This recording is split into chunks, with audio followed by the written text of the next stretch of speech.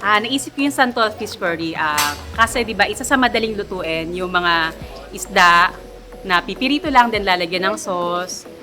Tapos ayun, then kinumbine ko lang, then naisip ko masarap sa fish curry na may santol na parang may konting hint ng asin.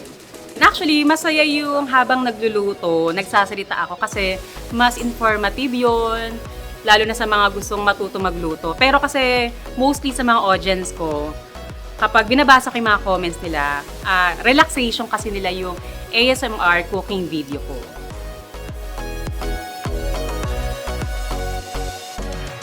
Thank you Amazing Earth and Kuya Dong para sa amazing cooking adventure na ito. Marami po kaming exclusive content para sa inyo. Just visit gmainetwork.com/entertainment at i-follow kami sa aming official Facebook, Instagram, X, TikTok at YouTube accounts.